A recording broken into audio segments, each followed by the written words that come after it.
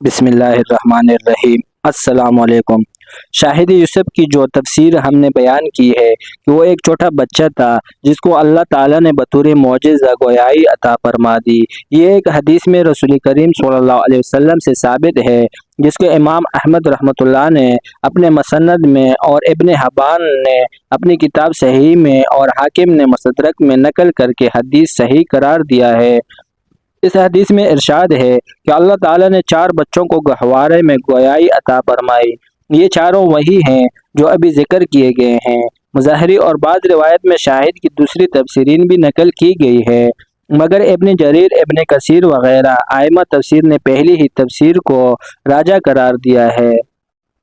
بہرحال یہاں تک یہ ثابت ہوا کہ جب زلیخا نے حضرت یوسف علیہ السلام پر تہمت و الزام لگایا تو اللہ تعالیٰ نے ایک چھوٹے بچے کو خلاف عادت گویائی دے کر اس کی زبان سے یہ حکیمانہ فیصلہ صادر فرمایا کہ یوسف علیہ السلام کے کرتے کو دیکھو، اگر وہ پیچھے سے پٹا ہے تو اس کو صاف علامت ہے کہ وہ بھاگ رہے تھے اور زلیخا پکڑ رہی تھی۔ یوسف علیہ السلام بے قصور ہے۔ عزیز مصر بچے کے اس طرح بولنے ہی سے یہ سمجھ چکا تھا کہ یوسف علیہ السلام کی براعت ظاہر کرنے کے لیے یہ ماپوک العادہ صورت پیش آئی ہے۔ پھر اس سے کہنے کے مطابق جب یہ دیکھا کہ یوسف علیہ السلام کا کرتا بھی پیچھے سے ہی پٹا ہوا ہے تو یقین ہو گیا کہ قصور زلیخا کا ہے۔ یوسف علیہ السلام بری ہے تو اس نے پہلے تو زلیخا کو خطاب کر کے کہا، یعنی یہ سب تمہارا مکر و حیلہ ہے کہ اپنی خطا دوسرے کے سر ڈالنا چاہتی ہو۔ پھر کہا کہ عورتوں کا مکر و حیلہ بہت بڑا ہے کہ اس کو سمجھنا اور اس سے نکلنا آسان نہیں ہوتا، کیونکہ ظاہر ان کا نرم اور نازک اور ضعیف ہوتا ہے، دیکھنے والے کو ان کی بات کا یقین جلد آ جاتا ہے، مگر عقل اور دیانت کی کمی کے سب بسا اوقات و فریب ہوتا ہے۔ تفسیر قرطبی میں بروایت ابو ہریرہ رضی اللہ عنہ منقول ہے کہ رسول اللہ صلی اللہ علیہ وسلم نے فرمایا کہ عورتوں کا قید اور مکر شیطان کے قید و مکر سے بڑا ہوا ہے، کیونکہ حق تعالیٰ نے شیطان کے قیدے کے متعلق تو یہ فرمایا ہے کہ وہ ضعیف ہے، اور عورتوں کے قید کے متعلق یہ فرمایا کہ یعنی تمہارا قید بہت بڑا ہے، اور یہ ظاہر ہے کہ اس سے مراد سب عورتوں نہیں بلکہ وہی ہے جو اس طرح کے مکر و حیلہ میں مبتلا ہو۔ عزیز مصر نے زلیخا کو اس کی خطا بتلانے کے بعد یوسف علیہ السلام سے کہا، اے یوسف، تم اس واقعے کو نظر انداز کرو اور کسی سے نہ کہو تاکہ رسوائی نہ ہو۔ پھر زلیخا کو خطاب کر کے کہا، یعنی خطا سراسر تمہاری ہے، تم اپنی غلطی کو معافی مانگو۔ اس سے بظاہر مراد ہے کہ وہ اپنے شوہر سے معافی مانگے، اور یہ معنی بھی ہو سکتے ہیں کہ یوسف علیہ السلام سے معافی مانگے کہ خود خطا اور تہمت ان کے سر ڈالی۔ فائدہ یہاں یہ بات غور طلب ہے کہ شوہر کے سامنے اپنی بیوی کو اسی خیانت اور بے حیائی ثابت ہو جانے پر اس کا مشتعل نہ ہوتا اور پورے سکون و اطمینان سے باتیں کرنا انسانی فطرت سے بہت قابل تعجب ہے۔ امام قرطبی رحمۃ اللہ نے فرمایا کہ یہ وجہ بھی ہو سکتی ہے کہ عزیز مصر کوئی بھی غیرت آدمی ہو، اور یہ بھی ممکن ہے کہ حق تعالیٰ نے جس طرح یوسف علیہ السلام کو گناہ سے پھر رسوائی سے بچانے کا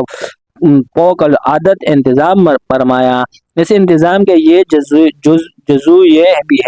یہ بھی تھا کہ عزیز مصر کو غصے سے مشتعل نہیں ہونے دیا، ورنہ عام عادت کے مطابق ایسے موقع پر انسانی تحقیق اور تفتیش کے بغیر ہی ہاتھ چھوڑ بیٹھا تھا، اور زبان سے گالی گلوچ تو معمولی بات ہے۔ اگر عام انسانی عادت کے مطابق عزیز مصر کو اشتعال ہو جاتا تو ممکن ہے کہ اس کے ہاتھ سے یا زبان سے یوسف علیہ السلام کی شان کے خلاف کوئی بات سرزد ہو جاتی۔ یہ قدرت حق کے کرشمے ہیں کہ اطاعت حق پر قائم رہنے والے کی قدم قدم پر کس طرح حفاظت کی جاتی ہے۔ یہ واقعہ چھپانے کے باوجود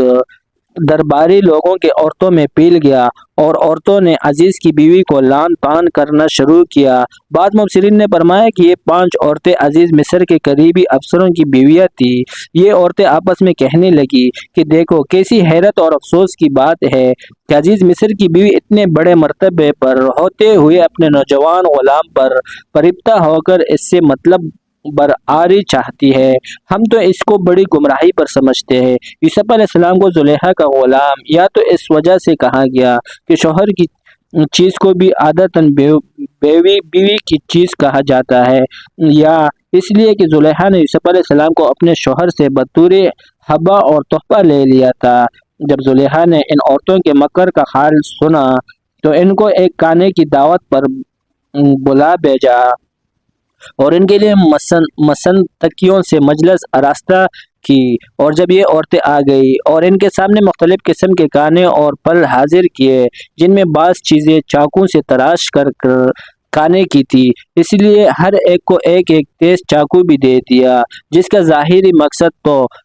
پل تراشنا تھا، مگر دل میں وہ بات پوشیدہ تھی جو آگے آتی ہے کہ یہ عورتیں یوسف علیہ السلام کو دیکھ کر خواہ سے بہتہ ہو جائے گی اور چاقو سے اپنے ہاتھ زخمی کر لے گی۔ یہ سب سامان درست کرنے کے بعد یوسف علیہ السلام سے جو کسی دوسرے مکان میں تھے، زلیخا نے کہا کہ ذرا باہر آ جاؤ۔ یوسف علیہ السلام کو چونکہ اس کی غرض فاسد معلوم نہ تھی، اس لیے باہر اس مجلس میں تشریف لے آئے۔ ان عورتوں نے جب یوسف علیہ السلام کو دیکھا تو ان کے جمال سے حیران رہ گئی اور اپنے ہاتھ کاٹ لیے، یعنی پل تراشے وقت جب یہ حیرت انگیز واقعہ سامنے آیا تو چاقو ہاتھ پر چل گیا، جیسے کہ دوسری طرف خیال بڑھ جانے سے اکثر ایسا اتفاق ہو جاتا ہے، اور کہنے لگے کہ خدا کی پناہ، یہ شخص آدمی ہرگز نہیں، یہ تو کوئی بزرگ فرشتہ ہے۔ مطلب یہ تھا کہ ایسا نورانی تو فرشتہ ہی ہو سکتا ہے۔ زلیخا بولی کہ دیکھ لو، وہ شخص یہی ہے جس کے بارے میں تم مجھے برا بلا کہتی تھی، اور واقعی میں ان سے اپنا مطلب حاصل کرنے کی خواہش کی تھی، مگر یہ پاک صاف رہا